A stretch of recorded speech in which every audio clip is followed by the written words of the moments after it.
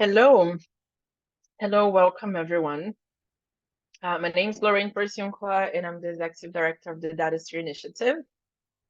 It is my pleasure to welcome you to our second regulatory table on data sandboxes and AI. Before we start, I encourage everyone to introduce themselves in the chat, tell us where you're coming from, and please turn your cameras to make sure this event is more interactive.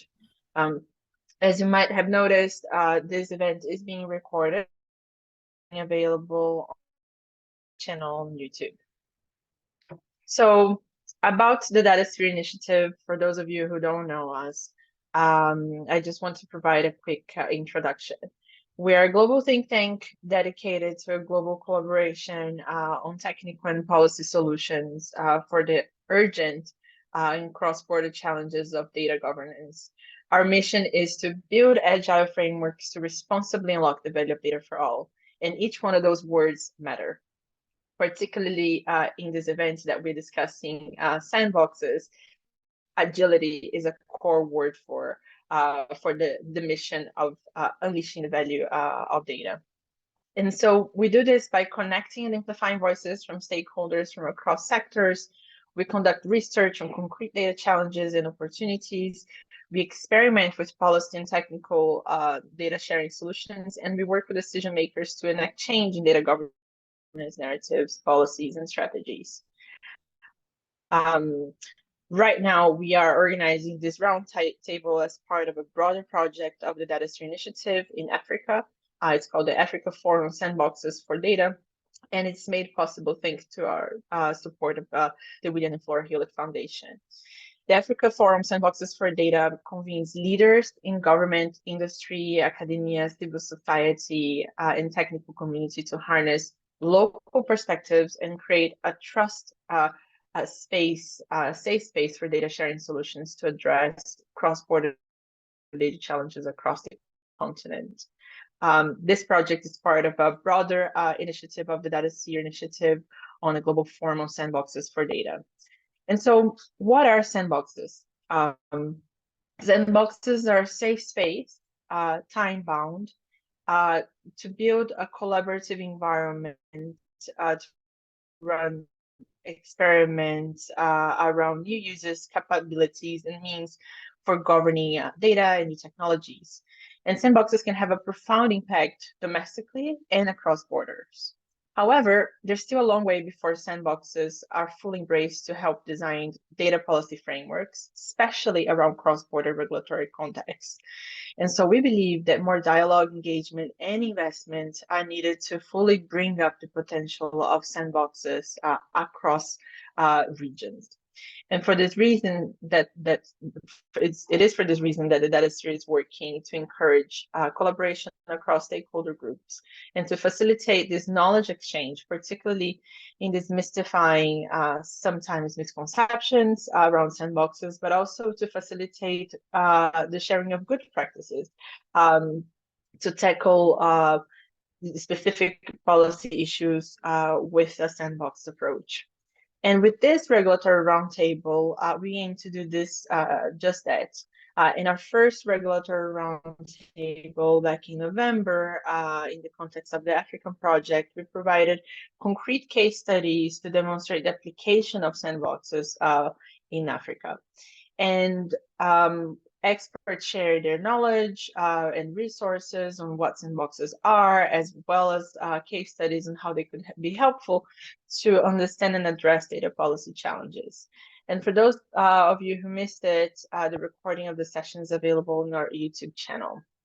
And now, today, we will dive into a specific emerging challenge of artificial intelligence. And we're going to share perspectives on questions that regulators and other stakeholders are facing when it comes to regulating AI applications or implementing AI applications to their AI developments and solutions. And so for this reason, we invited several experts on AI to share their perspectives and their work and present ways in terms of the current challenges regarding AI, but also on how sandboxes be useful to address specific challenges in that context. And so we're very excited to hear from each one of them today. But first, we want to hear from you. We'll be posing a few questions to you right now via Menti, and we'll present the results at the end of the session. You can access the Menti through the link that my colleagues are going to post in the chat or scan the QR code in the screen. And some of the questions are related to your relationship with AI as well, and how we can actually translate that to policy questions. The first one is, what's the first word that comes to mind when it comes to you when you think about AI? What your engagement with AI looks like? How do you, if you know of any efforts to facilitate AI literacy or build capacity in AI in an environment? How those questions are connected to policy conversations on AI in Africa. And so we'll want also to hear from you in terms of your feelings regarding some statements that we're putting there. And now, lastly, I also want you to invite you to enroll in our online course, a guide to cross-border sandboxes for data. Colleagues will share the link so that you can enroll for free and become a certified sandboxer, so that you can hear more about the literature and the different use cases of using this methodology around the world. With this, I'd like to hand over the virtual stage to my colleague Justin Bryant, who is going to moderate the first session. Thank you so much.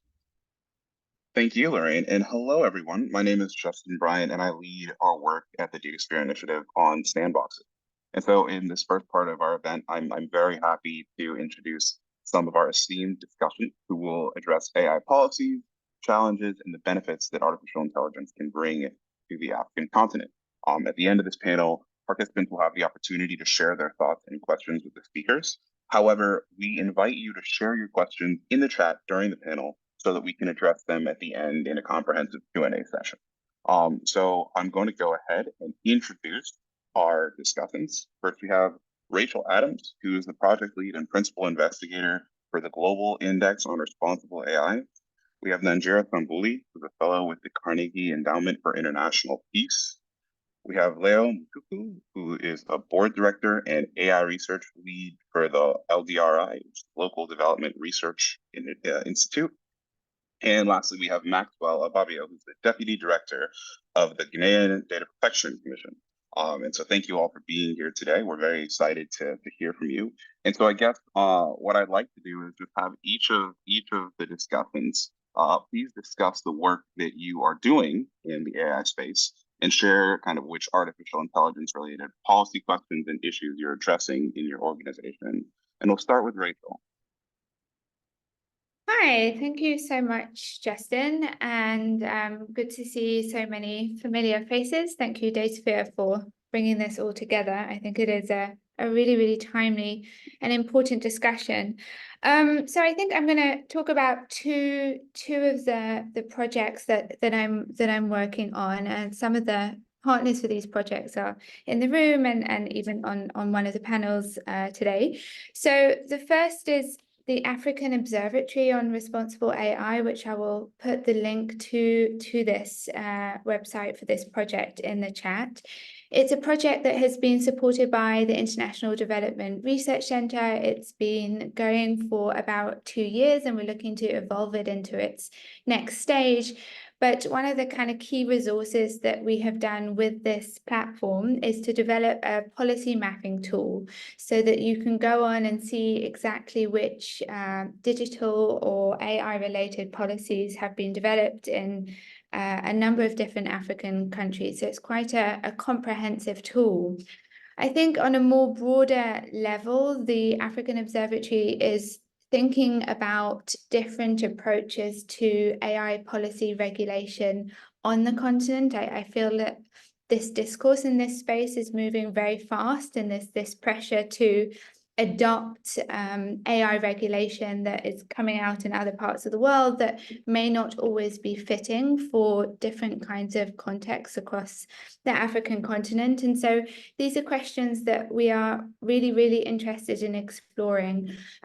We don't know the answers yet, but I think some of the different aspects we're looking at is when it comes to AI ethics, what are the African values that we see as being at risk from the use of artificial intelligence, rather than just thinking about what is the set of ethical principles that have been developed at quite a normative global level, and what is the degree to which they have been or can be implemented in different African societies.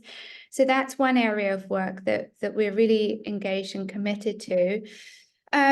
We've also been starting to think about this idea of policy experimentation. I think we talk a lot about AI innovation on a technical sense, and I think that there is room, and it's important to think about how do we allow the space or create the space to innovate on a policy level. I don't think we know all of the strategies that we need to be employing to address some of the kind of major issues and potentials and possibilities that we're facing. And this work that I'll put a link in the chat, a colleague of mine, Kito Shalongo, has been looking at this question of experimentation and innovation from a policy perspective too, not just use of data. And I think these are really interesting questions that we want to be thinking with as well. And I think this connects to some of those, some of the possibilities which a sandbox can create. How do we innovate from a create policy possibilities that we could stress test in a safe environment? And then the last one is about outcomes-based regulation for AI. And I think we often assume that we have determined what outcomes we want artificial intelligence to have for our society. And much of this is based on there is evidence, but there's not, I don't think, kind of a great deal of evidence that AI will have these major positive transformative impacts on our society. So I think thinking about what does outcomes-based regulation mean, and what does the participatory consultative processes need to be that build up a consensus around what these outcomes are that we want to achieve look like, is also some of the questions that we're really, really interested in exploring more. And then the other project that I wanted to make mention of, and I see Leo here, who's leading the work with LDRI, who's our key African-based partner on this, is the Global Index on Responsible AI. It is the first index that's measuring this concept of responsible AI rather than AI capabilities within different kind of corporate sectors or contexts. And so it has been a really long process. It is not something we've rushed into. We've spent 2.5 years designing the conceptual framework through wide consultation across the Global South to determine this human rights-based series of benchmarks for responsible AI. And at the moment, we have over 140 researchers who are collecting data in over 140 countries around the world against these benchmarks that we've established, with 42 African countries represented. So we're really hoping to fill major data gaps, but also to create a bedrock of data and evidence with which to ignite global action around responsible AI. We talk a lot about global governance, and I think that's jumping the gun. I think we need more people involved in the conversation. We need more discourse, more stakeholders. We need more action before we can say, this is what we want global governance to look like.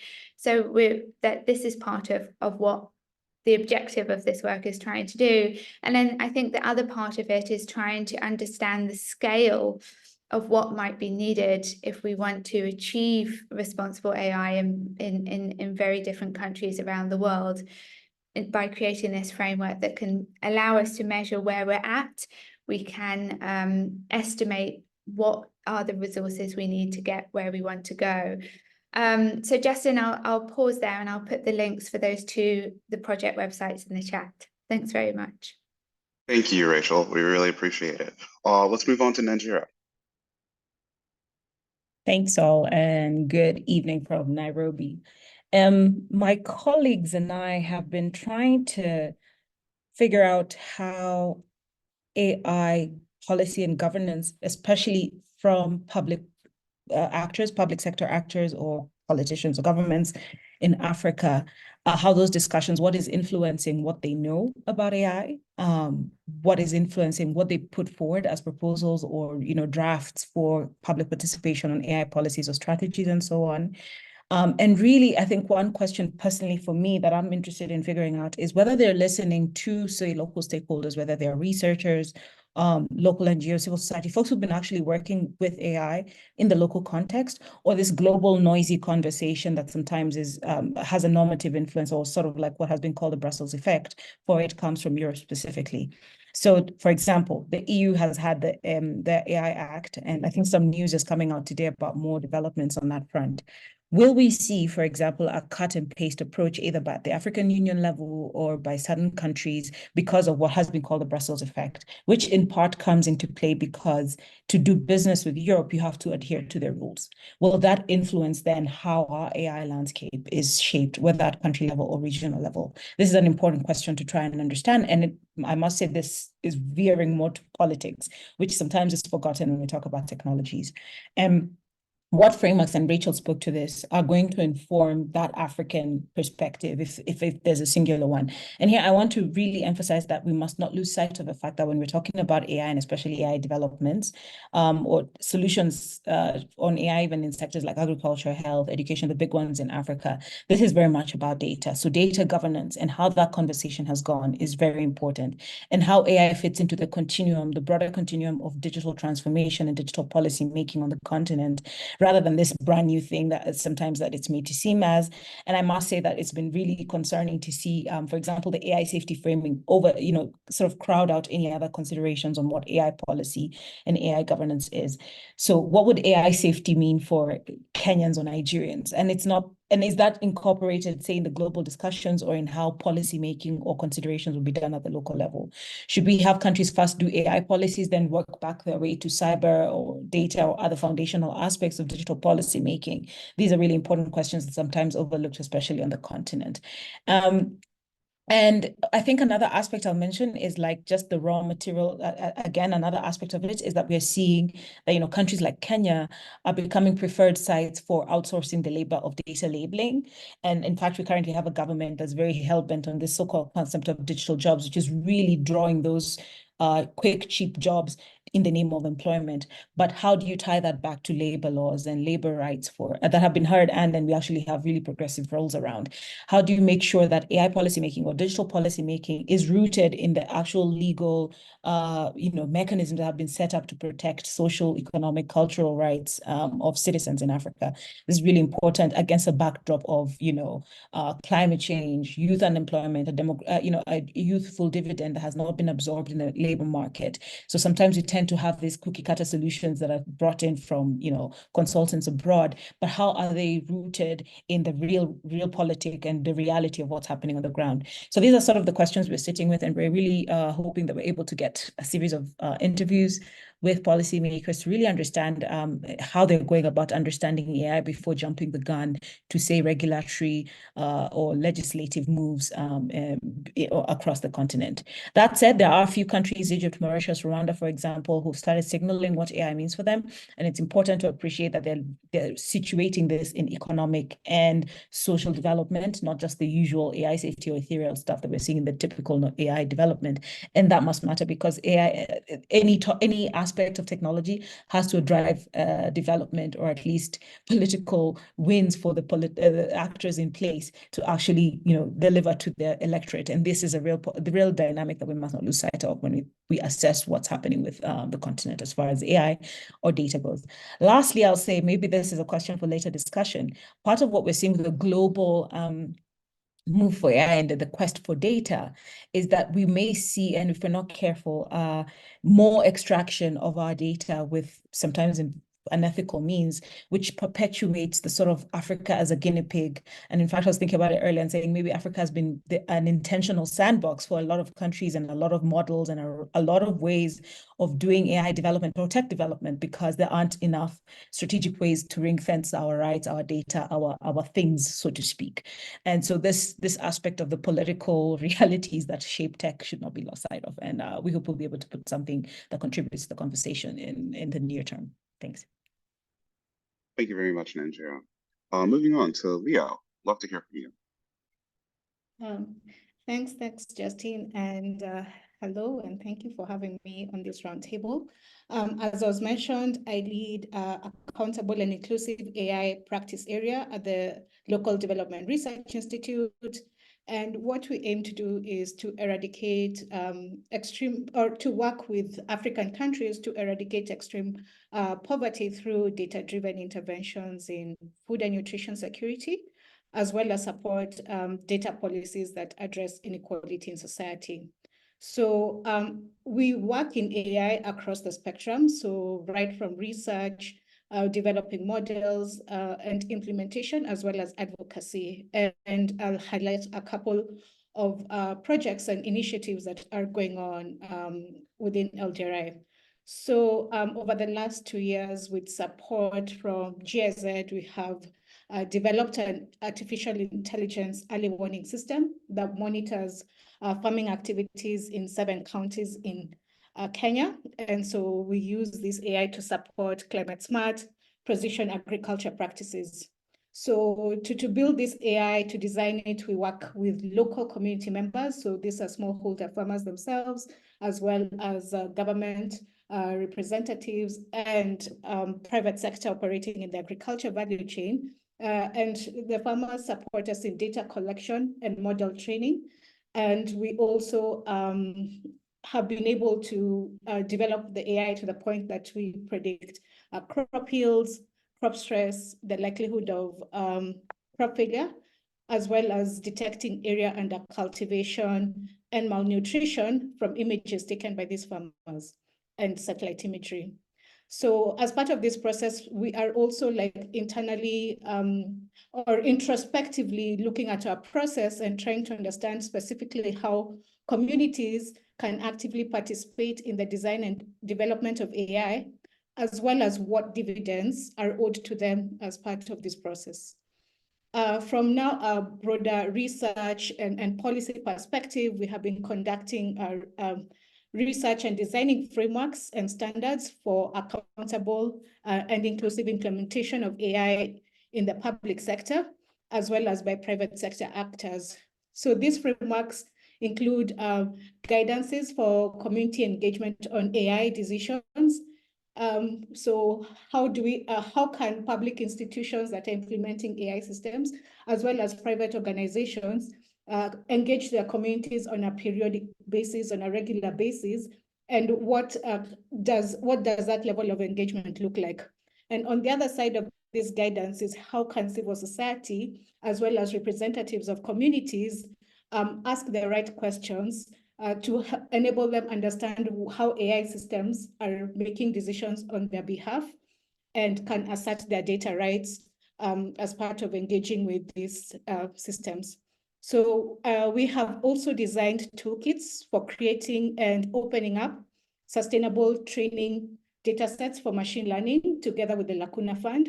And the idea of these toolkits is really to think about how to support in low resource contexts, long-term accessibility of data sets, as well as the development of data sets that are representative and fair, and prioritize societal benefit, respect and reflect the diversity of the communities that they represent, and create an awareness of the specific context that they will be utilized in, as well as ensuring the data is collected through non-exploitative practices.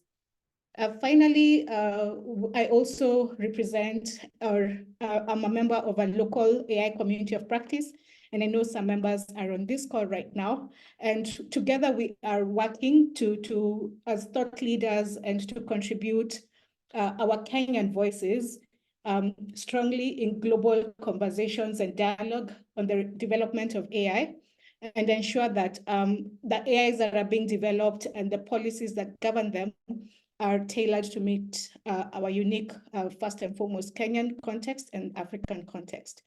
And I'll talk a little bit more about some of what we are honing in on from innovation policy perspective through these different projects.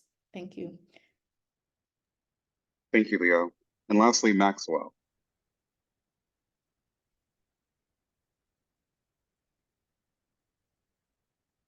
Thank you very much, Justin.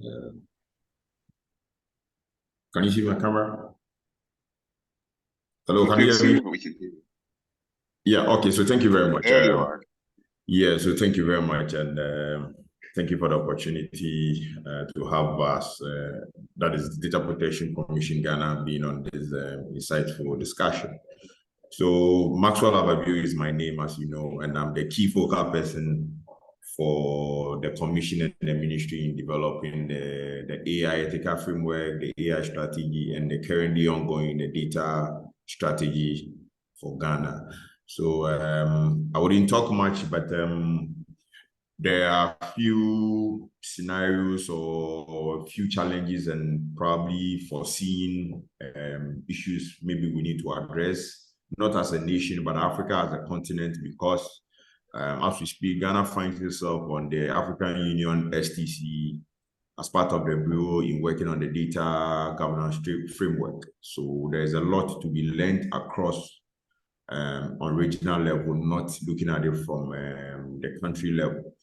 So sometime that was in 2020, 2019, we worked with the United Nations Global Powers to actually develop the ethical framework that will help us with the legislative and the policy and the mapping out of the whole technology landscape in the country, to know what needs to be done before we actually know, before we come up with a strategy. So we did that with the UN Global Powers, and it was a successful project. A draft report has been done, currently lying with the cabinet or the parliament for it to be passed.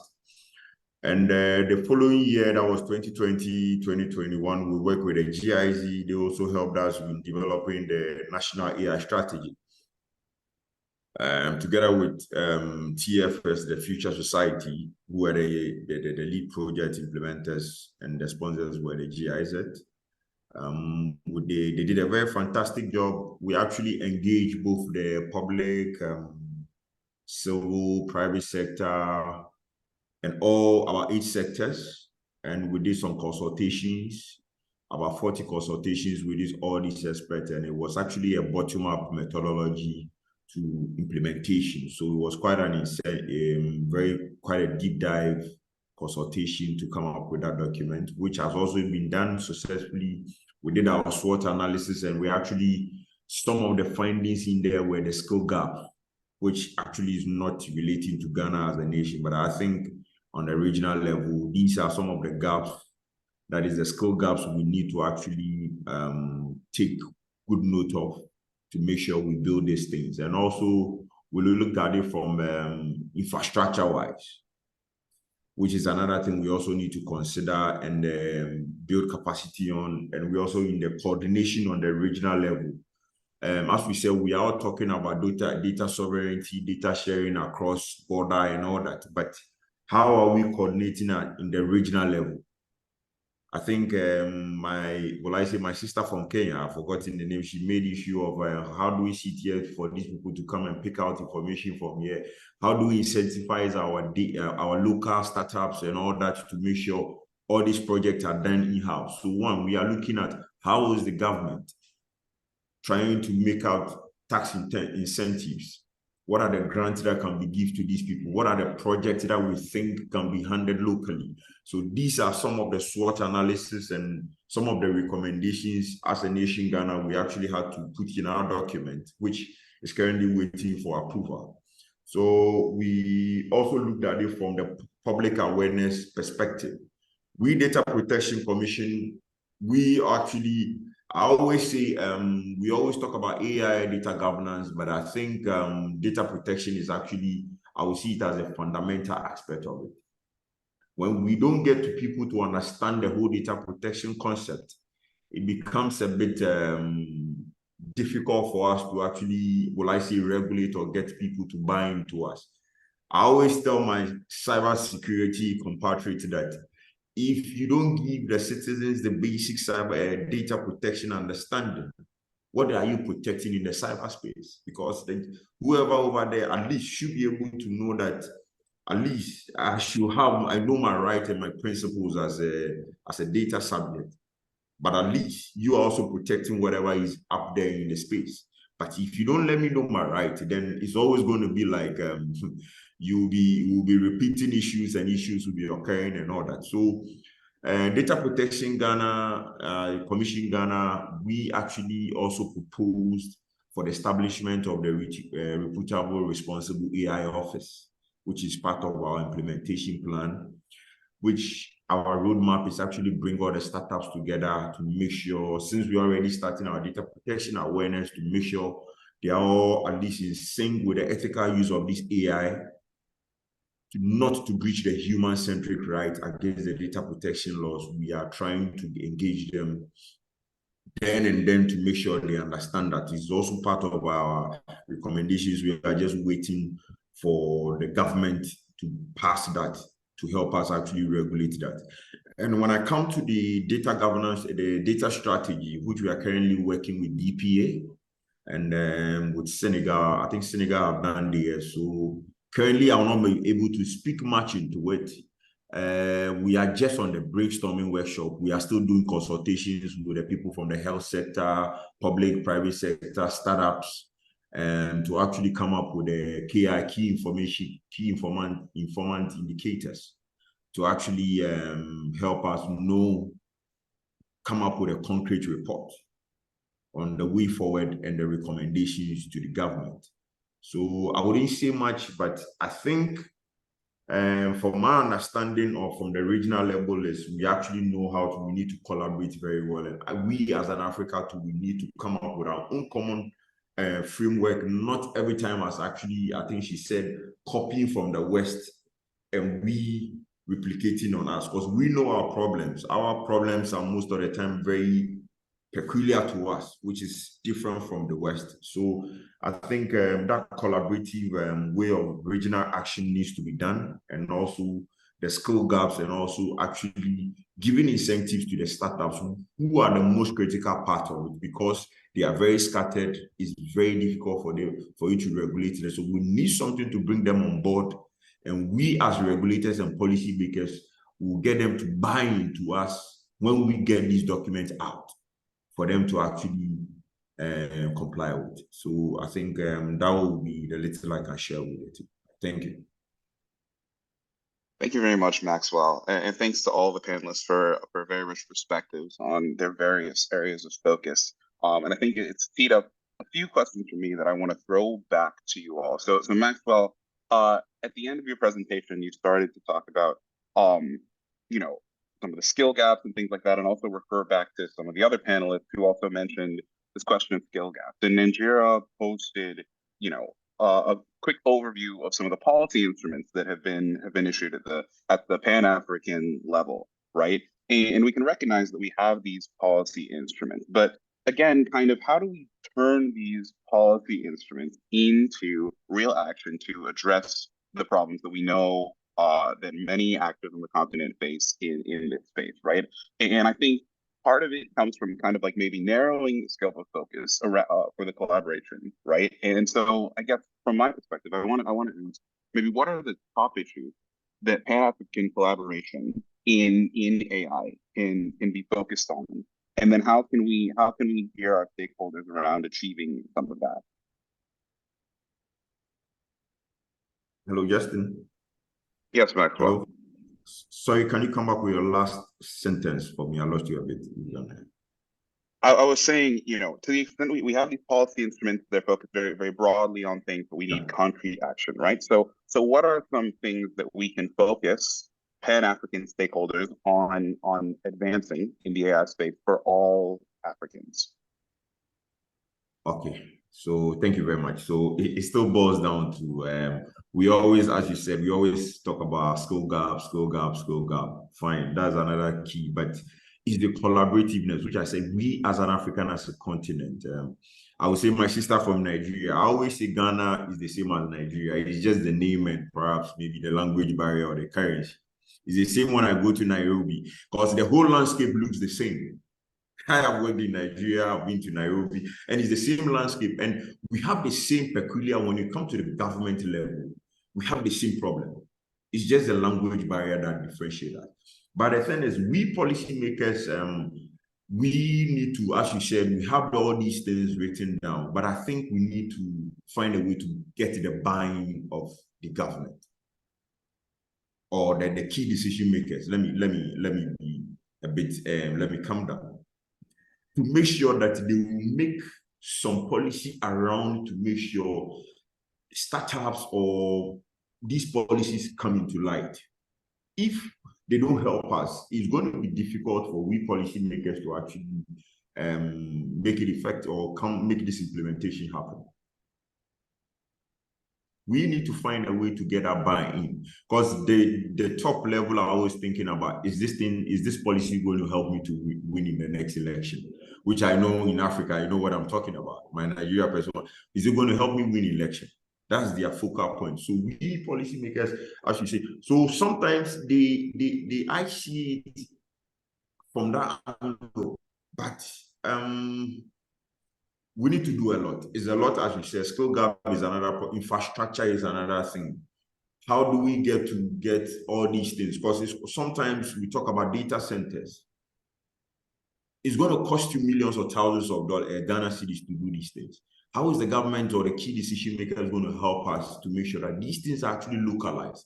How do we get a Ghanaian local content, especially even doing trainings? How do we make it incentives for people who want to train in machine learning, generative AI and all these things? How do we support in terms of making this a bit cheaper for people with the interest and talent to actually develop and make sure they are going to stay in here to get these things done?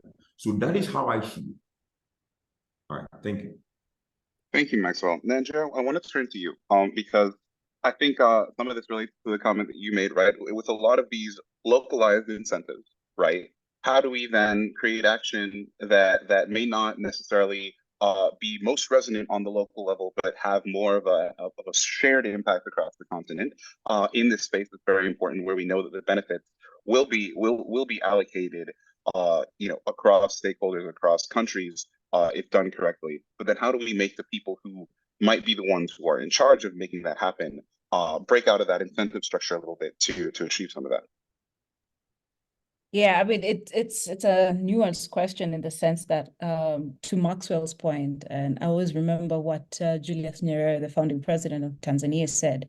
The problem that African unity didn't work is everybody wants to fly their own flag, basically, and have that sovereignty. And this is an issue we see across the board. Very little that is ceded as a ground for the continental bodies, or regional bodies, to actually streamline things.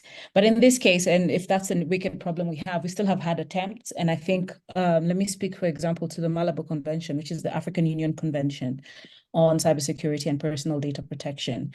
Well, a lofty goal, and one that was started over a decade ago. I think if we were able to get a few more countries to ratify it, so now it has entered into force, technically meaning it should be the prevailing guideline of how cybersecurity laws and data protection laws in particular countries, EU member states, should be aligned.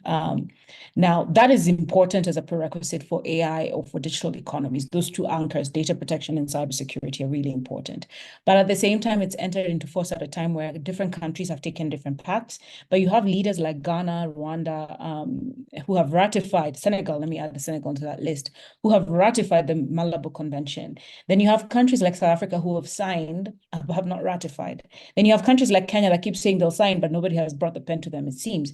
So how do you have this, how do we work with like strategic countries that already are leaders in their own way and have a lot of what is aligned to Maxwell's point to start working together? It may be through the auspice of the AU, it may be through minilaterals, which is a concept of getting different, institutions, smaller institutions to work together from different countries who have the same sort of framework. And because Africa also is very varied insofar as digital transformation journeys or AI readiness, if you want to call it that, who can incentivize these countries to start working together to huddle a lot more and realize that if you streamline that, that gives us something that starts to show that we're moving in a similar way. Because this is also about how do we work locally, regionally, continentally, and globally at the same time.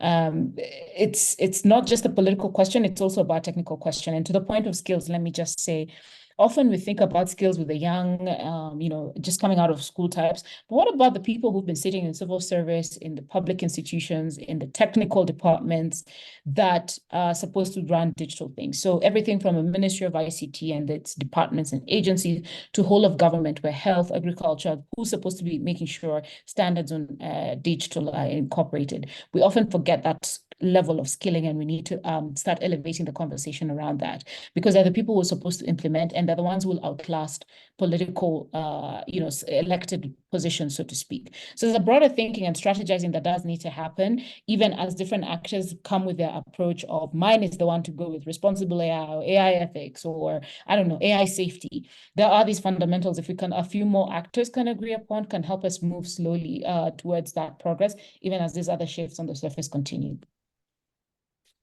Thanks, Nigeria. And that's a really nice segue into the question I have for Leo on your experience implementing AI in the public sector.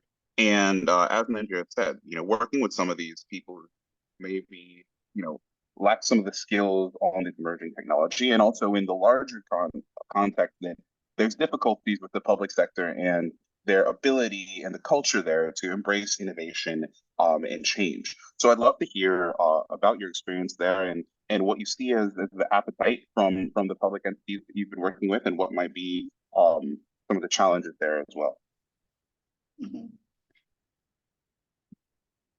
Thank you. I think it's really interesting sitting at this nexus point of AI development and policy, because we aim to surface evidence from our own practice to inform AI strategy and this kind of approaches in our context. So I would say for us, what we have, like our approach to supporting public sector is thinking about three fundamental aspects to, especially when adopting emerging technologies. So one of them is thinking about what is an enabling environment. An enabling environment here is thinking about whether the requisite strategies, policies are in place even before we get to regulation. How are different government ministries thinking about this perspective? So originally, our work really was in the context of open data and then later on big data.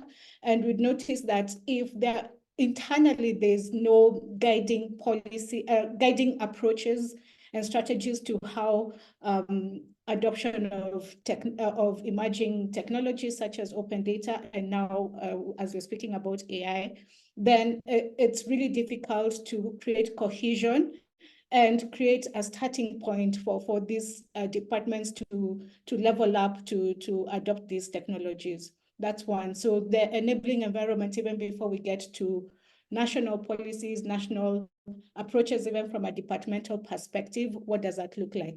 The second thing is thinking about human capital. So this has been mentioned by Nigeria. It's who within government is properly skilled to adopt these technologies, to implement, to support public sector, to utilize this tech.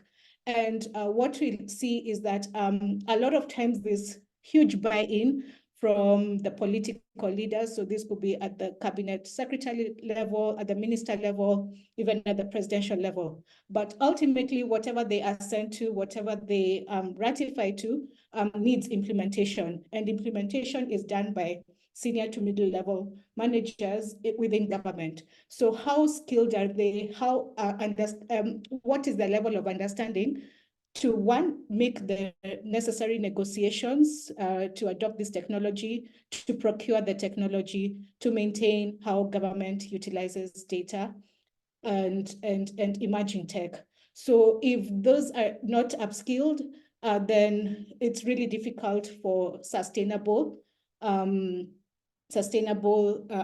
adoption. And how we've done this is, over time, we work together with various governments, partners to build even curriculum.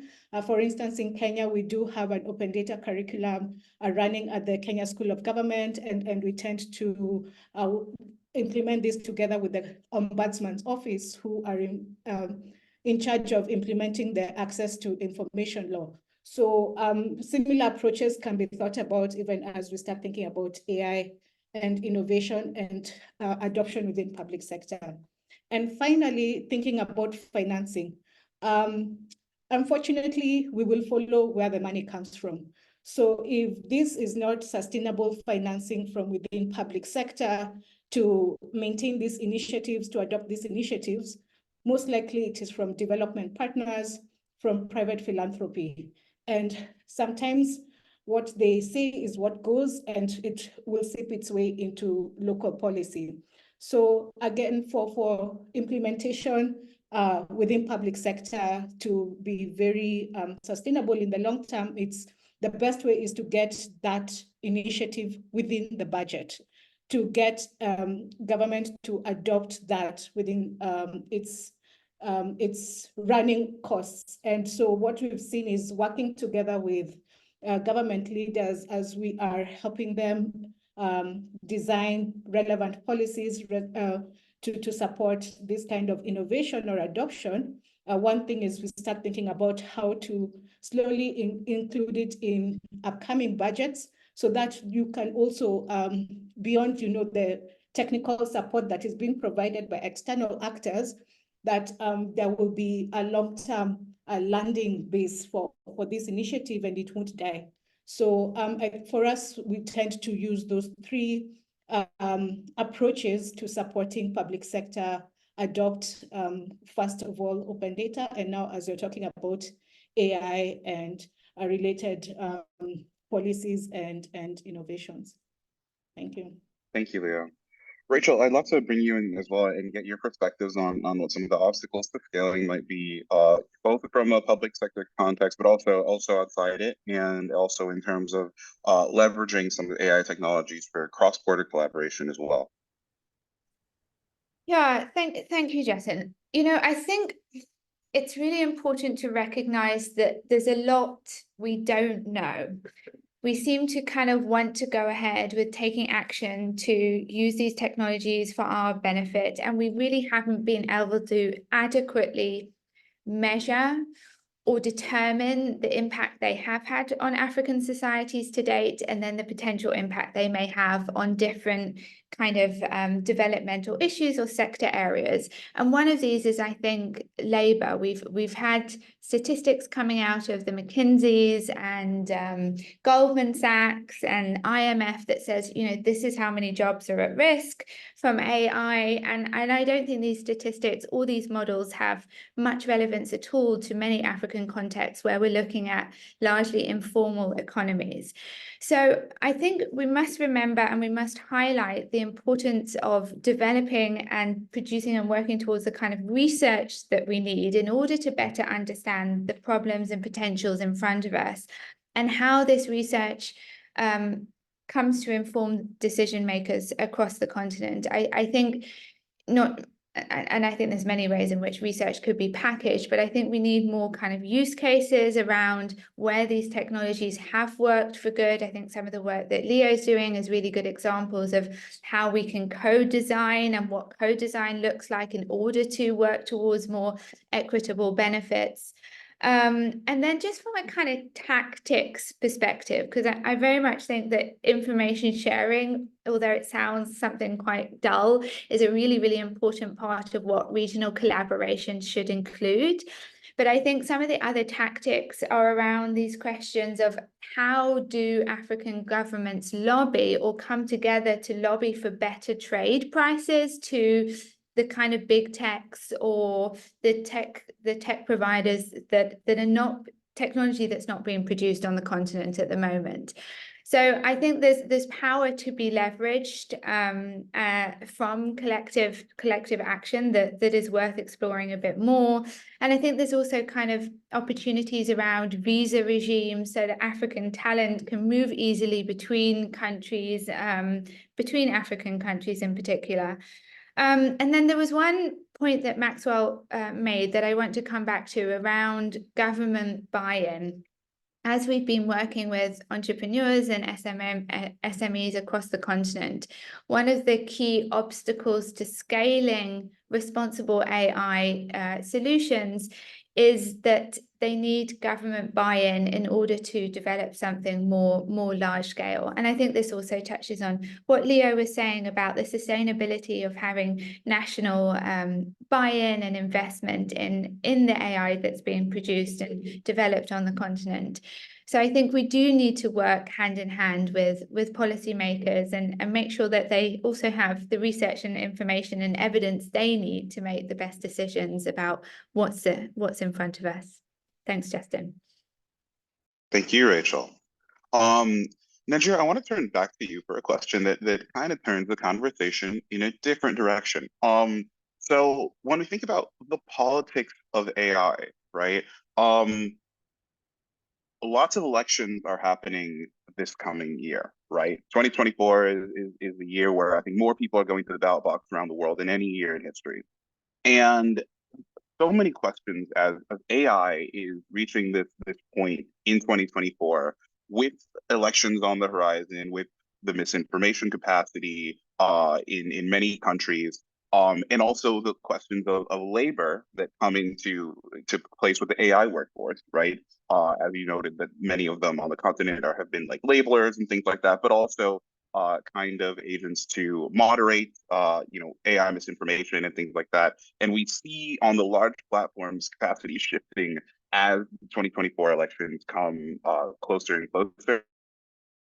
And also with the incentives of the policymakers around AI policy at this point as well. And so factoring all of these things together, right? We have the elections, we have the kind of disinformation capacity with like the questions about moderators and where they're going to be, what regions they're going to be focused on, and the labor questions generally. I guess I'd love to hear you speak to some of how you see like the politics of AI working in the year to come on this front.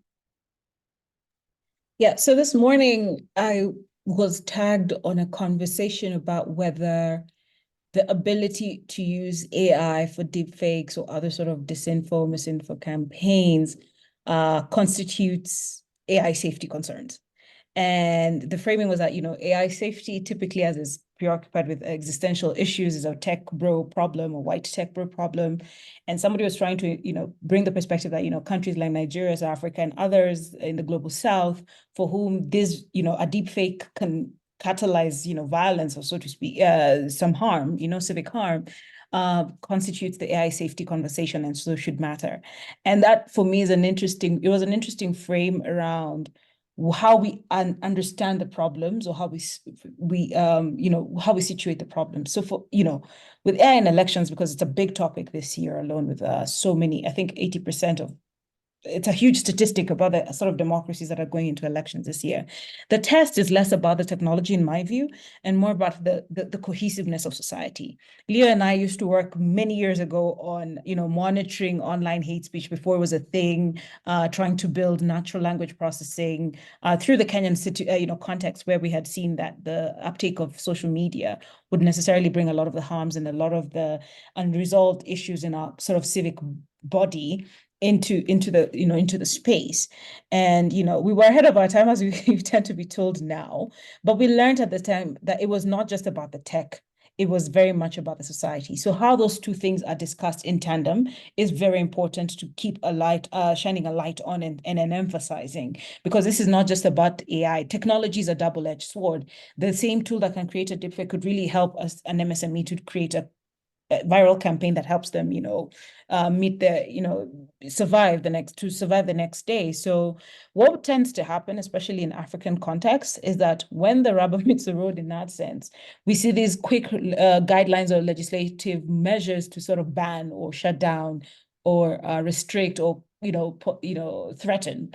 And that's the reactionary toolkit. And I think we'll see it in a lot more countries, not just in Africa, because we have not figured out how to do the policy and governance work that actually builds societies, not just extracts from them. So there are broader issues that are being attacked at this time. And I hope that in the conversations and as different elections happen, that we're able to actually realize this really does call us to go back to first principles about who are we as a society when we coexist, and what does that mean when they have these technologies that can either help us build better societies or at the same time destroy them. I think that's a broader frame we must not lose sight of, so that it can help us in devising and reforming and iterating measures of intervention, not just packaging it all under AI safety and existential safety, and hoping that that's we can have AI moratoria or the other weird things that we've seen proposed as a measures to this issue.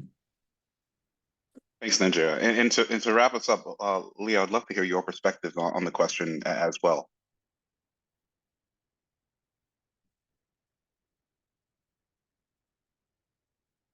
Oh, I think you're muted. Oh, sorry, Justin, I wanted you to frame the question again so that I can respond as well. Sure. So I guess sort of just the constellation, right, of kind of artificial intelligence maturing the way it is in 2024, and elections happening all across the world, but particularly in Africa, where there are these kind of election pressures and things like that happening, but also in the context of them creating AI policy and regulation at the same time. So I think first and foremost, AI policy, regardless of the political sphere, should have and some of my local country people will fault me for using this word, but a bottom-up approach, and really thinking about beyond who is creating these policies, ultimately making it local. Primarily, I'm thinking about creating a policy environment that provides local participation across the board. So participation in design, participation in the development, and participation even as consumers of AI. I think when it comes from that fundamental perspective of this is what a local AI looks like to solve local challenges, then it's easier to bypass whatever the global atmosphere is, and actually use local perspectives to inform global perspectives. So I know that a lot of AI right now is being, or global policy is being, as has been mentioned earlier, is being crafted from the West looking outwards. It is risk-based approaches over rights-based approaches. But I think Africa really has an opportunity right now. African countries, African practitioners have an opportunity right now to really speak to global spaces by first and foremost understanding like local policy challenges. So what are those targeted harms that AI has in the various African contexts? And then how do we, because I believe current law really supports this, how do we reframe and restructure current law with this lens in view so that it first mitigates these very targeted harms that AI can provide, and then use these approaches to inform global dialogue. Otherwise, and that way we sort of counter what the global AI sector is looking at as reactionary, as blanketed approaches to mitigating harms, and keeping it more localized, and then using these local solutions for local challenges as an approach to supporting how African countries contribute to global AI policy conversations. Thank you very much, Leo. And thank you to all the panelists for your valuable contributions and insights. This was an amazing discussion. I'm going to hand the floor over at this point to my colleague, Giovanna Carneiro, who will moderate the second part of the event, focused on the potential of sandboxes to address AI challenges. So Giovanna, the floor is yours. Thank you, Justin, for the introduction. And hello, everyone. I'm Giovanna, and I'm working with the Datasphere Initiative on the Sandboxes for Data project. It's my pleasure to moderate the second and last part of the event, and we'll build on the amazing conversation we just had to think specifically about the potential of sandboxes to address AI challenges. And as we just did in the first panel, the second part of the panel will be dedicated to Q&A. So please keep chatting and sending your questions along so we can discuss them by the end of the panel. So now we'll be hearing from 4 amazing experts. First, Bobina Zulfa, who's the data and digital rights researcher at Policy. Then we'll hear from Anest Mebaze, who's the executive director of at Songbird AI. Then we'll hear from Miriam Vime, who is the director of the Brazilian National Data Protection Authority. And lastly, we'll hear from Armando Guillo Español, who's the executive director of the Network of Centers. So without further ado, I'll give the floor to Bobina. All right. Hi everyone. Like Giovanna said, my name is Bobina Zulfa, and I work as a data digital rights researcher with Policy. Policy is a feminist civ tech working at the intersection of data, tech, and society. So very briefly, I think I've been just looking to what to share, given the context of the question that was asked and what I was asked to talk about, which is our work on Afrofeminist data governance. And I think I've taken at least a good picture from the conversations that were happening before. I just want to start from right there. First, from Nigeria's reflection on how these technologies are essentially a reflection of our societies. So the work we've been doing at Policy, we've looked at online surveillance, tech facilitated gender-based violence. We've looked at AI and the spectrum of it really, and looking at it from a feminist perspective and painting how these technologies have an impact or how they're disproportionately affecting a particular demographic. I think what primarily our research has shown is that these harms that we continue to see or the threats are really a continuity or they mirror what is already happening in our societies.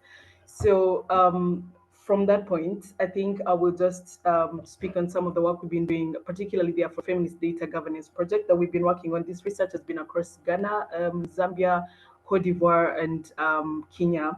So we have been looking to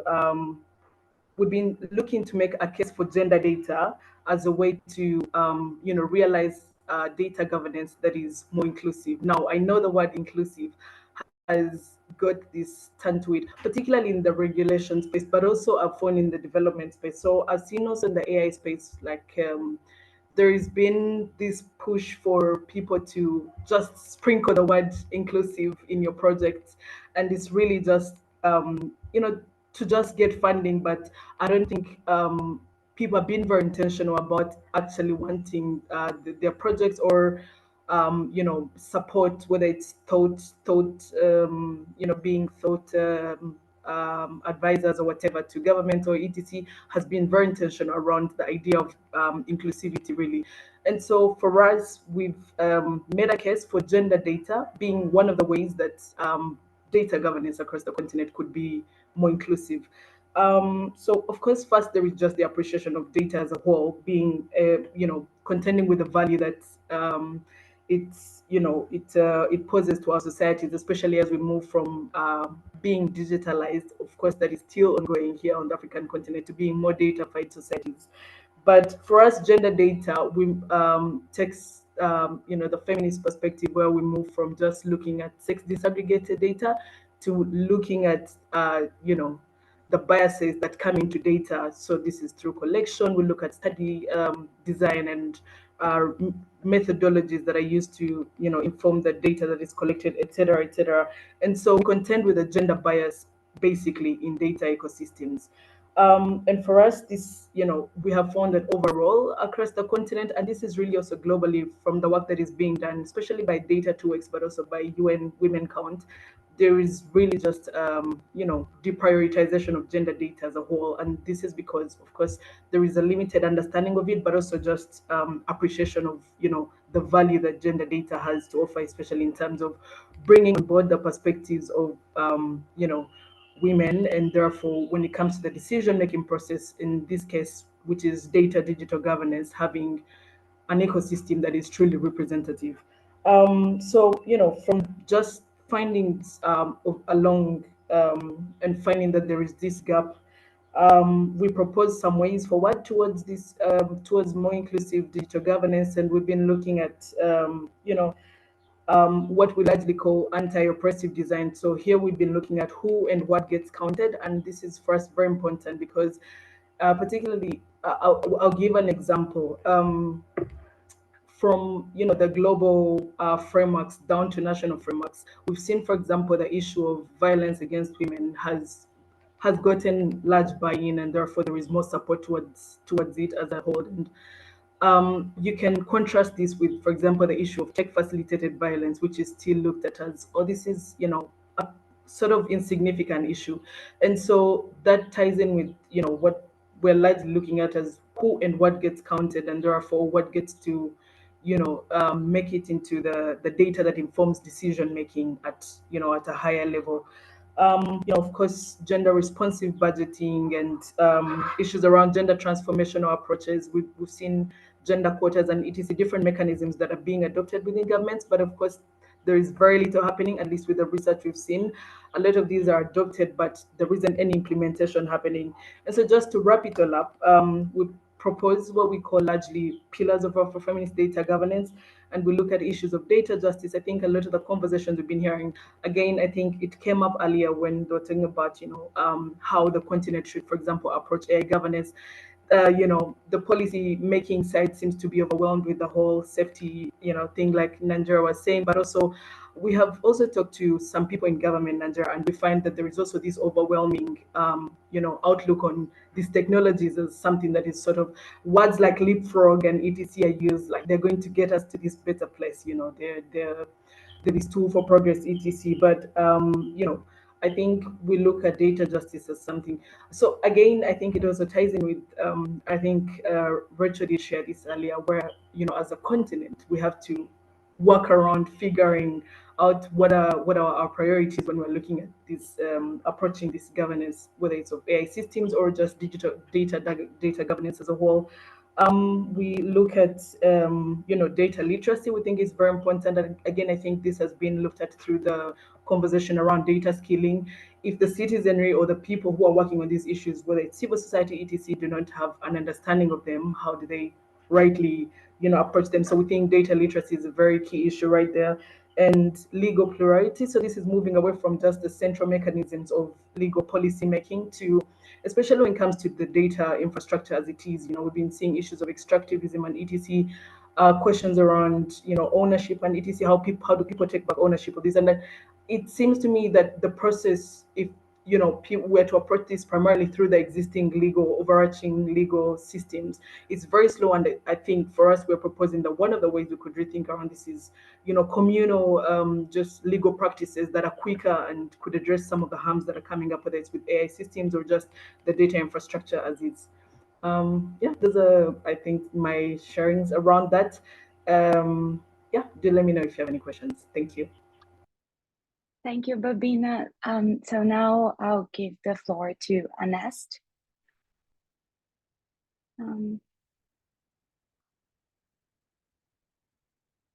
Anest, Yeah, are hi. you? Okay, hi. Yeah, hi. Sorry, I'm a bit in a noisy place. I'll just keep my video off. Yeah, so thanks a lot for inviting me, and thanks a lot to all the participants who have spoken. So I'm called Ernest Mwebaze. I work with Sandbird AI. So Sandbird AI does practical AI solutions, and we try to target social good and try to target public-facing organizations. So we try and build evidence that can support hopefully decision-making and then policy. This is sort of our overarching goal. So I was told to, well, the questions around which I was asked to talk about were around sandboxes, the benefits of regulatory sandboxes for individuals, organizations, regulators, different considerations for how sandboxes, when sandboxes should be used and when they should not be used, and generally about sandboxes. So I think so sandboxes, of course, are these safe spaces that you can apply certain interventions. In this case, it is AI, which have some regulatory oversight. So the regulator has some oversight, and then there's some control over what you can do, which people you can approach, and how much time you can do this for. And so the many benefits that accrue out of this as a tool to popularize or to apply technology, for example, in this case, AI technology, into public spaces or into society. So I think the biggest advantage, and I think this word sandbox comes, I think, from the IT discipline or the security discipline, where you had a sandbox on which you could do all these tests, network tests, so that the penetration tests, where you can build software that can use organizational resources, etc. So that same concept, that you have a safe space where you can try a certain intervention, I think is the one being used here. And I think it's very beneficial. The biggest benefit, which also happens in the IT sector, is that you can try your different solutions, different interventions, and you can sort of see how they work. You can sort of predict what doesn't work. And then the regulator, in this case with the regulatory oversight, they can sort of get a very good understanding of how this intervention works. In AI, for example, specifically, what are the risks? What are the biases? How is this solution going to be applied? Do even things like the customers appreciate it? Does the public appreciate the solution? And so there are very good advantages of sort of using these sandboxes for individuals, organizations, but also as well as regulators. In terms of when one should use it and maybe one should not use it, again, I suppose for most of these questions, the answer is, the universal right answer is that it depends. But I think things that tend to sort of work have been hybrid type solutions. But I think sandboxes seem to work most especially when technology is fairly new, or when it's not fully understood, or when, for example, the human resource or the regulatory body does not have enough experience to sort of regulate, and they want to test this technology a bit. So especially now for AI, it makes a lot of sense, because there's so many unknowns that we're getting to know because we are applying this technology. So if we look back at the history of the implementation of AI in the last 10 years, for example, we see that we've gained a lot of knowledge in terms of what are the risks, what are the biases.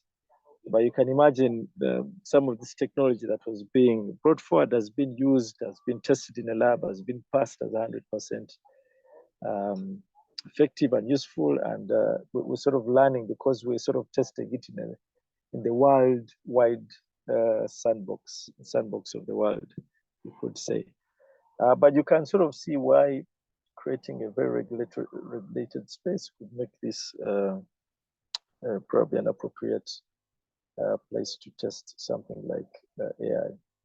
And then for technologies that are a bit mature, where things are fairly understood, then we don't necessarily need to use a regulatory sandbox. And then maybe just the last thing is talking about the experiences of sandbox. I think what sort of experiences from people using the sandbox or different nations can accrue to sort of regional spaces, this kind of thing. And I think these sandboxes offer, for example, for academics, what we sort of do with references. When you start up a new piece of research that's going to contribute to the body of knowledge, you want to reference what people have already done. Want to give it a sort of a baseline, but also to see how well you're building on what has already been done and how you're improving on things that have already been done. And I think this is the same thing with sandboxes. I think there's a lot of learning that can happen. And how does this learning happen? Through dialogues, through spaces like this one, where the policymakers, regulators, implementers can share some of the experiences around that. In terms of what we are in all this work, what we're doing in Sandbad AI is really to look at the practical aspect. So I think the key word in what we try and do is practical. So what sort of solutions can we build that are practical now, that are usable? And to try and do this necessarily means that we always have to face serious, or to take considerations of responsible AI very seriously. And what we try and do, of course, is to do the things that you scope it properly. It's trialed very well with a small group of people. We try and have regulatory insight, oversight where necessary. If it's the technology is strongly interfacing with the people, if there's risk of people's data being exposed, and I think in practice this is. It's not, I can't say it's extremely easy. It's quite hard because you're trying to work to get the technology right and trying to work to make sure that it's responsible, but also that it's practical, that people appreciate it and use it. And I think this is where this can be a bit of conflict. Yeah. So I think I'll stop here and maybe I can expound on during the Q&A. Thanks. Yeah, thanks so much for sharing your experience and thoughts about this. Ernest, we'll now turn to a Brazilian perspective, to Miriam Vime, who's the director of the Brazilian National Data Protection Authority, the ANPD, which is currently implementing or has started to implement last year a regulatory sandbox. Thank you very much, Jovan, and thank you so much to the Datasphere Initiative for organizing this very high-level debate. I'm really honored to be able to address this fascinating topic and share some of our experiences today. So as Giovanna was mentioning, I'm currently one of the commissioners at the Brazilian National Data Protection Authority. In Brazil, we have fairly new legislation on data protection. Our law was approved only in 2018. The DPA was created in 2020. So as a note of context, we're still quite a young organization that is dealing simultaneously with the challenges of implementing a very broad and all-encompassing data protection legislation, while we are also facing the challenges of new technologies such as artificial intelligence. I believe the invitation was made because, as Giovanna mentioned, at the ANPD, we are currently discussing the implementation of a regulatory sandbox geared specifically towards artificial intelligence. In fact, we held a public consultation that was carried out between October and early December, and this work has been carried out in partnership with CAFI, which is the Development Bank for Latin America and the Caribbean. Before I move forward to answer the questions that were posed to me, I'd also like to briefly acknowledge the presence of my colleague Thiago Moraes, who also works here at ANPD and has in fact been leading many of the discussions here at the authority. Hi, Thiago. So I'm sure he'll help fill in the blanks and complement any information I may leave out. So one of the questions was what the benefits are and why we in fact decided to initiate this work. And I'd like to very briefly highlight the challenges of acting as a regulator in a field that is constantly moving, in a field that is evolving very rapidly. So we're dealing with new technologies, with new business models, with new possibilities of data processing, and consequently new impacts on individual rights. And I'd say that here in Brazil, as in other countries as well, there has been, I'd say, growing interest in innovative approaches or experimental approaches towards regulation. So we've been seeing many discussions on, for instance, policy prototyping, hackathons, innovation hubs, and also sandboxes. And in fact, here in Brazil, we have seen some, I'd say, very initial interesting experiences, for instance, in the financial sector with some regulatory agencies in the field of telecommunications or infrastructure, transportation, and so on.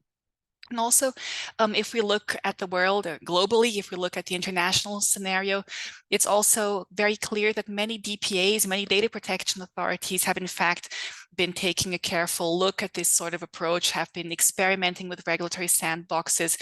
And we could mention, for instance, Colombia, France, Norway, UK, Singapore. So the question is why? Why are we doing this? And in fact, the way we see it at ANPD is that we have the opportunity to have a collaborative experience between the regulator, the regulated entities, and also other stakeholders, including civil society, of course, with the aim of testing the impact of innovative technologies or new business models within a certain regulatory framework. So Ernest was mentioning the idea of having a sandbox, a place where you can sort of flexibly test the rules and see what works and what doesn't work. And this is exactly the idea. We have an experimental place where we can test the impact of new technologies or new business models in light of a certain legal and regulatory framework. One of the questions is, what are the expected benefits? And here I'd like to mention that many times we see the policy debate framed as comprising a sort of a trade-off between innovation and regulation. So very often we see the idea that over-regulation will stifle innovation, or that insufficient regulation will create vulnerabilities for human rights. And in fact, when faced with new technologies, many times regulators have different options, right? They can wait and see, take a hands-off approach, or they can simply forbid the development of new technologies because they see potential risks. And I'd say a third way, the way that we have chosen to approach this issue is to test and learn. Right. So the idea here is that with sandboxes, we have the opportunity not only to better understand the technology, but also to promote responsible and ethical innovation. So we can actively promote the development of new technologies or new business models in a manner that adequately addresses the risks and takes data protection rights seriously. So the idea is, if we have a controlled space, we are able to foster the development of good practices that will actually lead to the development of good and convenient and innovative business models and technologies, while also ensuring compliance with data protection principles and rules. So what we see is that there are potential benefits for all the stakeholders involved. For the participating entities, there is the possibility to have closer access to the Data Protection Authority to better understand its guidelines, its priorities, its expertise. For individuals in society, the opportunity to learn, to participate, to have access to information. And also for the DPA, it's important to reduce information asymmetries. And this, I think, is a key aspect when we look at new technologies. There's a huge gap between what the companies know and what they're doing in terms of the state of art of the technology and what the regulator knows. So here we have an opportunity to diminish this gap, to close this distance between the regulator and the regulated entities in a transparent manner that will allow us also to develop better rules that promote compliance with data protection principles while also stimulating innovation. In Brazil, just to close these initial remarks, what do we aim to evaluate? What are we concretely working on? So AI is a huge topic. We have heard previous speakers talk about many of the challenges. Here in this panel, we have spoken about the importance of design, anti-oppressive design, for instance. And in Brazil, as I mentioned, we have fairly new legislation, and we have many issues that have not yet been actually addressed by legislation. So we have an ongoing debate in the National Congress on a future law on artificial intelligence, very much inspired by the European debates. We also have a general data protection law that resembles strongly the general data protection regulation in Europe. And in our law, we have an article that touches very closely on the issue of AI, because it mentions the right that individuals have to a revision of automated decisions, and also the right to obtain information about the criteria and the processes that were considered leading up to such an automated decision. So sort of a right to an explanation. So in our sandbox, what we are focusing on at this moment is machine learning systems and generative AI and their impact on data subject rights, especially the issue of algorithmic transparency. So what we aim to find out, what we aim to discover and to create evidence about in our sandbox is, in fact, to better understand these concepts such as transparency, explainability, interpretability, and also to better understand in which cases human intervention should be necessary to safeguard individual rights in view of automated decisions. Also, another key aspect I'd like to highlight is that in our design, the way we are thinking about this sandbox, an important issue is multi-stakeholder participation so that the whole society can gain benefits from this experiment, not only the regulated entities and the regulator. So one of the issues we are considering is in fact creating a multi-stakeholder consultative committee of experts that will be able to follow and assist us and advise us in the implementation phase of the sandbox. I'm going to paste here in our chat box the link to our public consultation. It's available also in English. And I'd like to just briefly say that for us, this is also a new experiment. We've never done a sandbox before. It's our first time. And we are in fact convinced of the benefits of experimentation, very willing and eager to learn through this process. So thank you, Giovanna. I look forward to the questions. Thank you, Miriam. It's fascinating to hear, and also like having worked a little bit on sandboxes before. First time we implement this is a sandbox of the sandbox, and it has to start somewhere. So again, like congratulations for all the work you've been doing at the Brazilian Data Protection Authority. So now we'll give the floor to Armando Guillo Espanhol. Yeah, well, thank you. It's a pleasure to be here. Thank you to the Datasphere Initiative. And well, it's also a challenge to be the person left perhaps on some of the final remarks on all this, but it has been great to hear from colleagues and also to learn a lot about how sandboxes are being approached. Perhaps I would like to share a little bit of the experience of working on some of the sandbox projects, especially in Latin America. So my current role is as the executive director of the Global Network of Centers. I'm working in this specific project in which basically we're working with centers from all around the world in basically trying to create these kind of projects, increase research, multidisciplinary research, and at the same time to increase this kind of work and collaboration. So it's always fascinating to see how all these projects are evolving, the kind of ideas that are being developed, and of course, the ways of collaboration. We're always open to that. From my perspective, and just by hearing, I just want to share perhaps some points and perhaps some of the questions that the Datasphere Initiative colleagues share with us on perhaps what are the data sandboxes and basically what have we learned on the experience of developing sandboxes. And that's mainly where I would like to focus my intervention on those points in which I can share some of the learnings in the last perhaps years, especially working on some of these projects with Latin American governments, as I mentioned.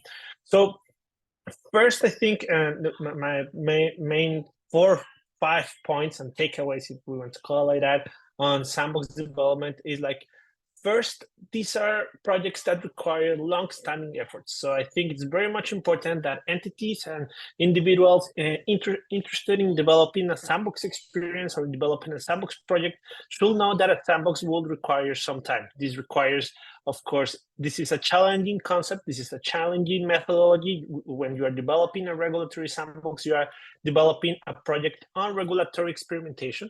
And basically what you're saying is we're going to experiment with regulation. So that's something also very important to bear in mind, that, and it is that this is not a project in which you basically are analyzing some kind of technology and that's it. You're actually putting to test a current regulation, a standard law that is in place. So that's very challenging because that will create some resistance, of course. Some individuals, entities, of course, will have a lot of questions about developing this kind of experimentation because the law is the law and you basically don't experiment with things like the law. But here we're trying to create a different idea and a different approach to agile governance and perhaps to emerging technologies governance and creating a different way of setting these standards. And that's very much something that will require of some time and some dedication. And here, of course, we will need a dedicated team that will be very much in charge of preparing and developing this work. And I have been seeing this, of course,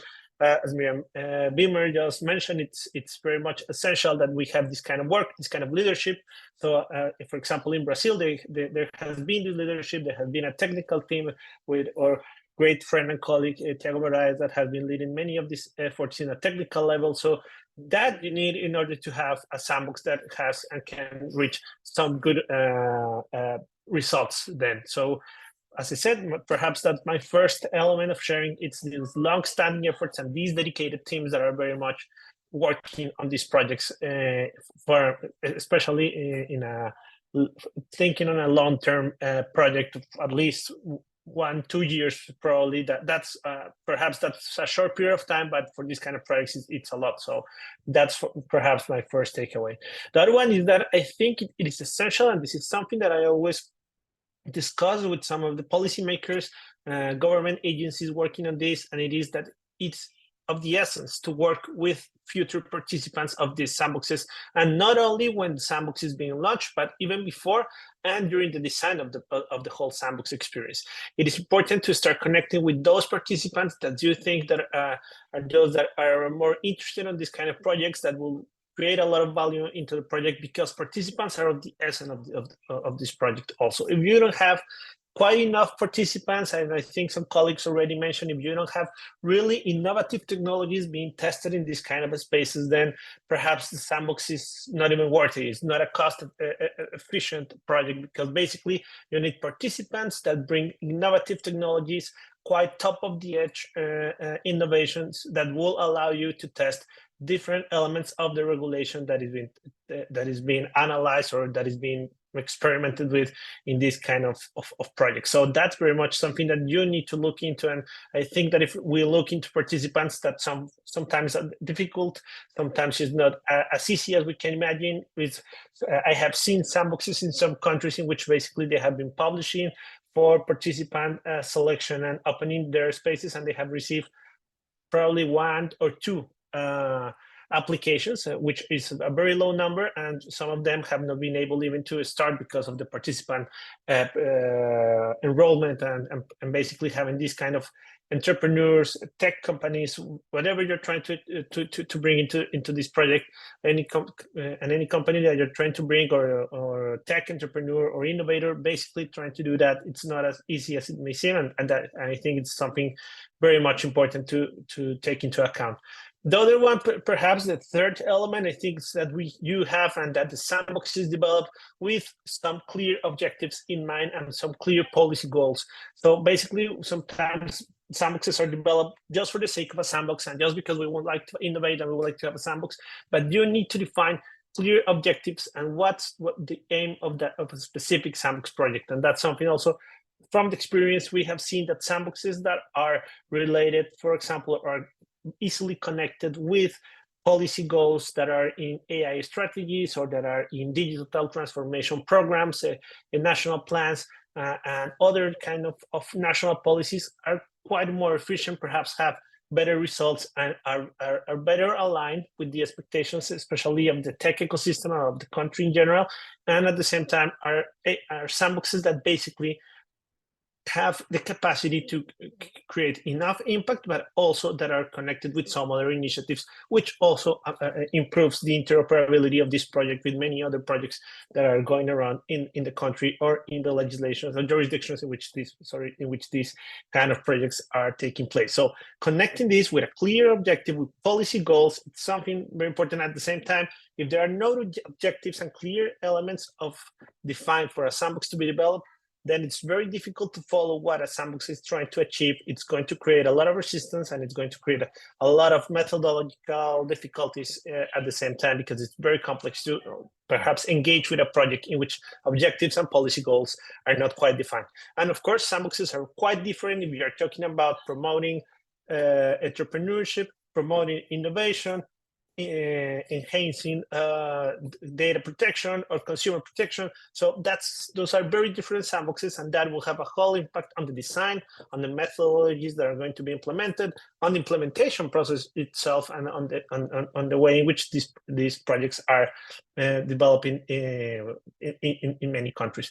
Also, and perhaps other point that I would like to be very also to make a a lot of emphasis about is that it's very important that when we are developing sandboxes, and has been quite an element that we still need to improve, I think, in a global level, and now that we're talking about a global conversation and perhaps having a global forum, is on how we present the results and the evidence that has been gathered from a sandbox experience. We have seen some countries doing some great efforts on taking elements of a sandbox and basically getting results and writing those results and sharing these results with other entities around the world, but this is something that has not been as good as we will imagine in many other projects. In Latin America, for example, we have had examples of specific countries developing sandboxes.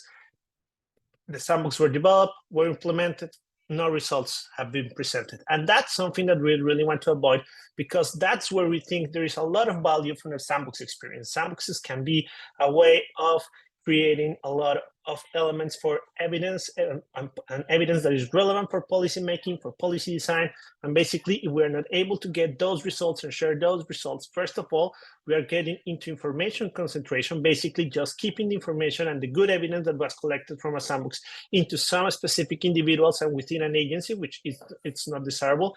At the same time, this is essential for the sandboxes to have a whole impact on the policy scenario, on the policy work that is being developed in a country. And it's something, again, going to the cost-benefit analysis, this is something that is very much what justifies to have a sandbox. The idea of being able to translate what we get from a sandbox to the development of new policies, new standards, new regulations is essential. And if we are not able to present that and we don't have clear methodologies to present the results of a sandbox, then it's better not even to have a sandbox, I think. So this is something that is very much something that I will try to enforce and try to very much say like it's one of the biggest lessons we have learned, because sometimes we don't have the results that we expect from some sandboxes, especially because I don't think there were proper methodologies for those results to be in some way collected, structured, and at the same time presented to the public and to many other different policymakers, even those that not those that were involved in the sandbox itself.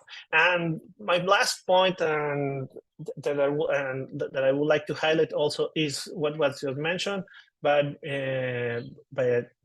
other colleagues, and it is how important it is to have this kind of participation and at the same time this kind of multi-stakeholder groups, commissions, committees that help us to bring the sandboxes and to avoid sandbox concentration in a way in which sandboxes are only concentrated on a single entity, a single agency, and some specific technical public servants. We can bring this into an impact on the whole state, and that's where I think on many different layers of the government, and that's where I think that sandboxes can play a very important role if we develop some kind of governance around the sandbox itself. So it's very important also that these sandboxes have a proper governance model that allow these sandbox experiences to also have a connection with many other projects that are being developed.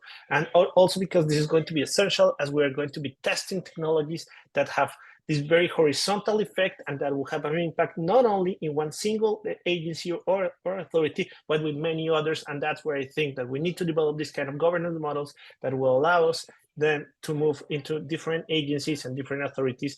We have seen this, for example, in Colombia. There was a very interesting case of a crypto sandbox, in which basically the cryptocurrencies were being analyzed under a regulatory sandbox. First, this started as a financial sandbox in the financial authority, but it was clear that there has to be an involvement of tax authorities, data protection, consumer protection authorities, many others that were also interested in analyzing. Even the central bank was involved here, and that's what brought to the idea of having in Colombia this kind of a national sandbox committee that will allow to align on all these institutions and to share these kind of experiences with different stakeholders, even within the government. And I think that with many other institutions and stakeholders, even that are not in the government, but private companies and many others, academia, civil society that can participate of this. So that's a very much important element of a sandbox design, which I think it's also important to consider, and that hopefully these are elements that are also helpful for many of you working on perhaps thinking on a sandbox. We have seen sandbox on many other areas. We have seen sandbox now on green technologies, sandboxes on environmental projects, sandboxes on a lot of different areas, and that's something in which basically we're moving from this idea of just sandboxes for the financial sector, from only AI to many other technologies, and that's where I think we have a huge role to play, and where these kind of initiatives are quite important. So that's why I think learning from these elements is very important, and thank you for organizing this. Also to the Datasphere colleagues, this is very much helpful. Thank you. Thank you, Armando. And so, like, amazing points. Thanks again very much. And I'd like to follow up maybe on what you mentioned on results and evaluation. There was a question earlier in the chat by Banu asking what are the specific barriers that the governments are facing while scaling up successful sandbox experiments. So if you could comment a little bit about that, and maybe Miriam, Anest, and Bobina, if you guys have thought, please feel free to open the mic.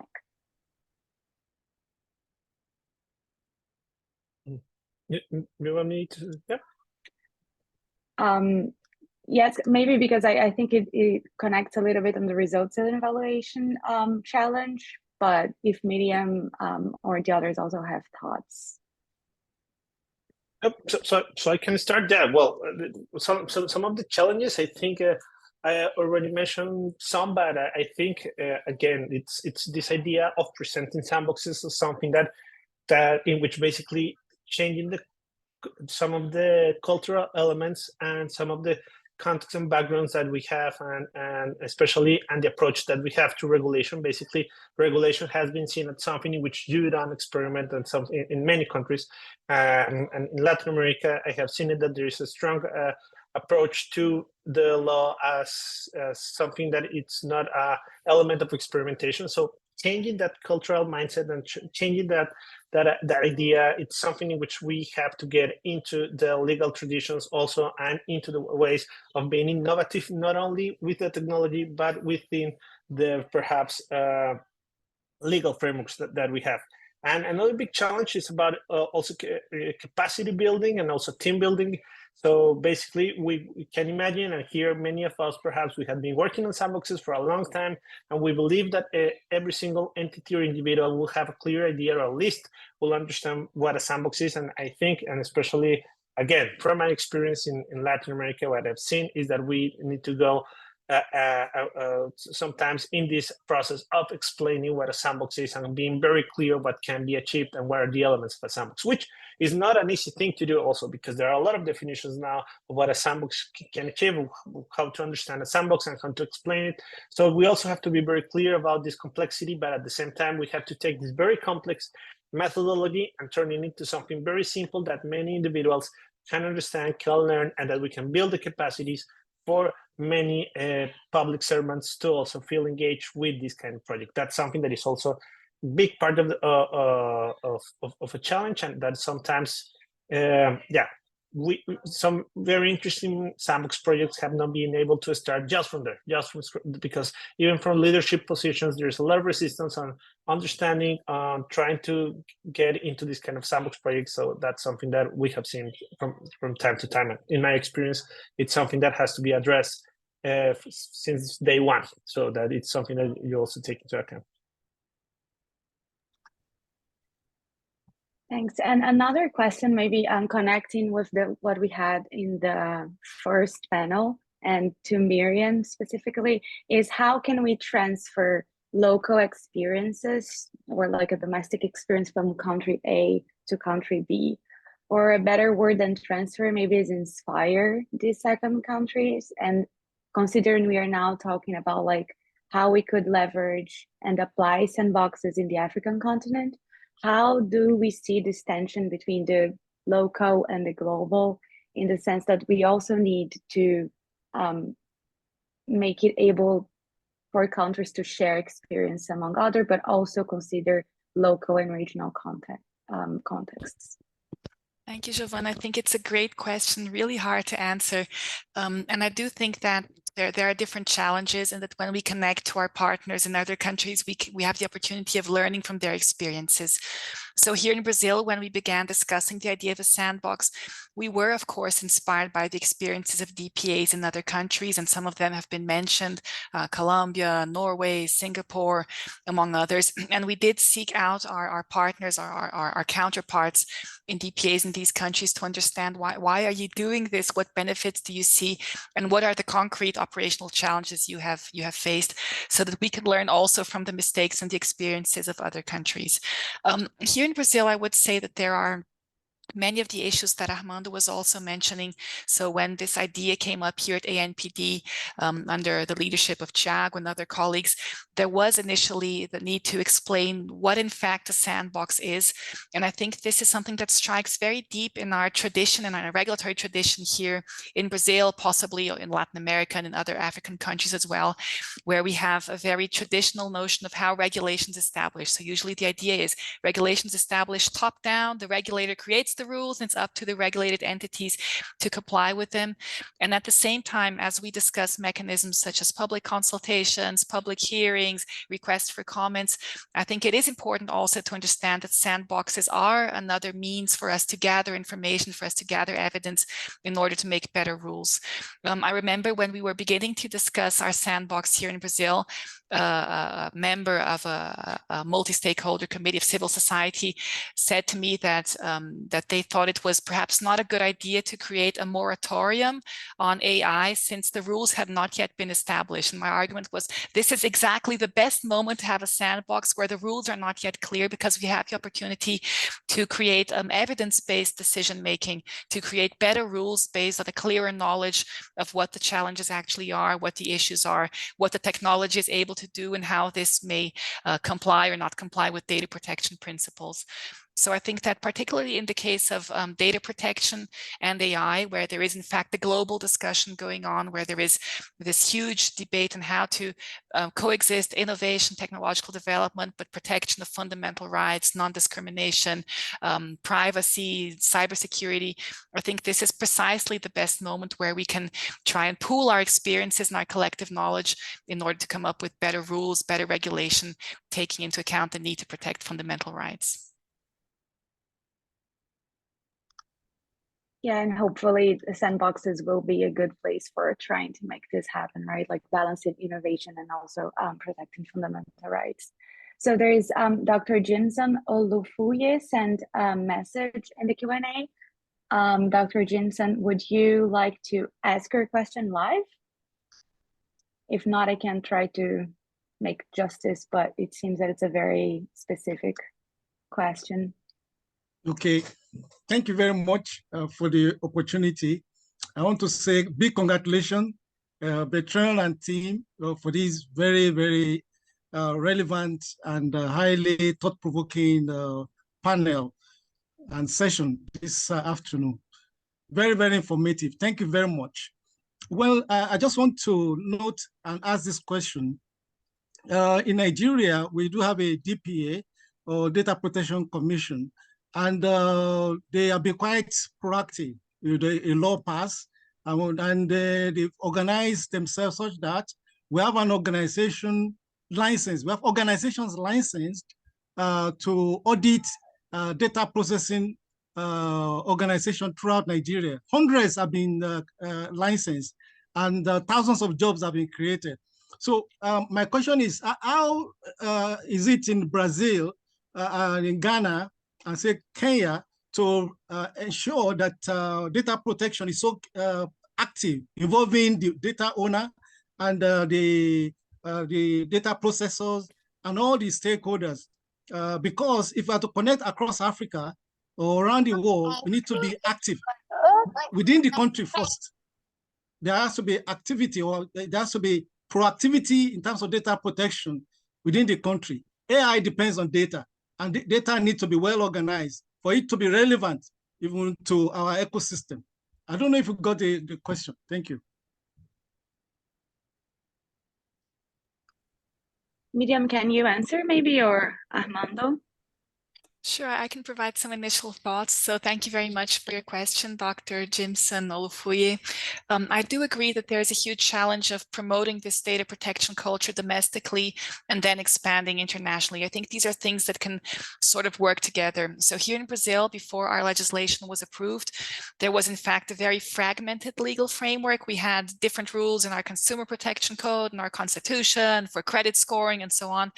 And when the law finally was approved and came into effect, we first of all had this huge challenge of actually explaining what the law was all about and whom it impacted and what data subject rights in fact are and how they can be exercised. So I think this is the first stage. And as we were working on promoting this culture domestically, we were also reaching out to international partners in order to understand how other DPAs were tackling this challenge. So Brazil, for instance, participates in the Global Privacy Assembly, the Global Privacy Enforcement Network, the OECD Convention 108, the Ibero-American Network for Data Protection, that is here a local organization of DPAs. And I think that these initiatives have to be connected not only in the sense of promoting this culture among data protection authorities, but also in dialogue with representatives of other sectors. So in dialogue with the financial sector, or the telecom sector, or the health sector, and so on, both domestically, but also internationally. How this can be done in practice, I think, is another question and very challenging, because in Brazil, as possibly in some African countries, we have a huge population. We have over 200 million inhabitants. We have the size of a continent. In fact, Brazil is a huge country. So there is a huge challenge, in fact, of promoting data protection in a country where there is not really much digital literacy yet. I think this is something that is common to many countries in the global south, and it's something we can definitely work together on in terms of assessing the best solutions. Well, I'm sure we could, be discussing here for 2 hours at least, but it's time to wrap up. So I'll give the floor to Justin so we learn about the poll results we all answered. Thank you very much, Giovanna. Thank you to our panelists for a wonderful conversation. Quickly, we'll share the results of the Menti that we did earlier.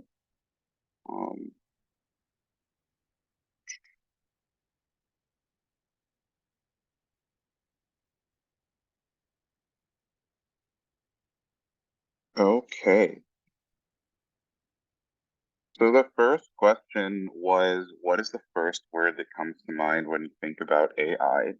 And we had it populate in a word cloud just so we could get a good visual on some of what this looks like. And I guess the three most common words were innovation, automation, and data. Very nice.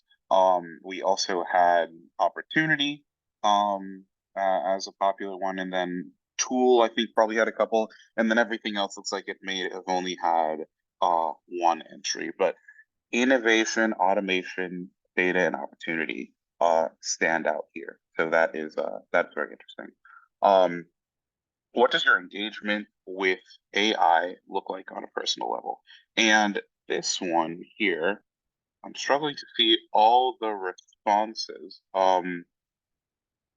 But so for here, some of what we can see, people use it every day, chatbot, use it in day-to-day work activities, ChatGPT. One person here has not interacted directly with AI, learning about fiction and generation, so kind of like knowledge and taking classes. So I think we have a mix of people who are using AI kind of on a practical task level, people who are trying to understand AI a bit better. And then, at least one person who has not interacted with AI at all. Here, question 3, do you know of any efforts to facilitate AI literacy or capacity building occurring in your environment? Most of the respondents do. About 13 do, and 7 do not. So that's very interesting considering, we have an international audience, but mostly African representation here. So that's encouraging to know that people are generally aware of AI literacy and capacity building efforts that might be happening. Our policy discussions in Africa detach from individual realities. Here we have a bit of a split. The slight majority saying yes, and a large minority saying no. So that's very interesting. I would love to dig into that a little deeper, but I don't know if we have time today, so we can continue this conversation offline. And then the final question, pick the statement below that most resonates with you. I'm satisfied with my overall relationship with AI. I want to be more proficient in using AI for task and function. I want to cultivate a deeper conceptual understanding of AI, and I'm scared of the potential impacts of AI. And by and large, the most popular answer here was the proficiency answer. Most people want to understand how to engage with AI and use it more to improve their lives and tasks. We just had another answer that I think, or two more answers, it looks like, one about proficiency and one on cultivating deeper understanding. Also the two most common answers. So very interesting results. Thank you all for participating in that exercise, and thank you for coming to our call today. And so I want to also share a survey with you guys that Natalia will post in the chat right now. And this is just on feedback from today and the discussions that we had. You know, we really enjoyed having you all, and we want to make sure that this was a valuable exercise for you. So please fill out the survey. It'll be very helpful to us to have for our records. And I'm going to pass the mic over to Lorraine for some closing remarks. Please keep an eye out on your email for an announcement on the next roundtable. And Lorraine, over to you. Hello. Well, thank you so much for joining us today. I thought it was a fascinating discussion, and I see some common threads in the conversation of the different panels, but also in the answers to the Menti. And I feel it's the need to have more conversations and learn more about the topic around sandboxes and AI. I think there's a lot of interest of understanding how those tools can help us do our daily jobs, but also achieve different policy objectives, but also their risks, and people are scared. And how do you actually implement those tools within our day-to-day? And also within our different regulatory frameworks. And sandboxes are that space where you can actually experiment and test, but all the literature that has been written about AI really highlights the fact that sandboxes is a space for learning. It's a moment where not only the regulator and the public authority doing the sandbox learns a lot from practitioners, but also practitioners learn a lot from the policy objectives that are being developed and the goals of regulations that are even being developed in this space. And so sandboxes being that space for learning, I think it really echoes the how useful we can be for complex changes that are happening in our digital society. And so in a context where we do have a lack of adapted institutions to address with the challenges that we have, we need more of those spaces to learn, to make mistakes, and to try again.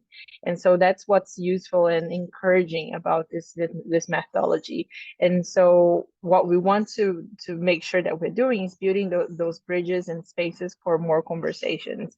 This is one of those opportunities, but we're doing this in the context of the African project.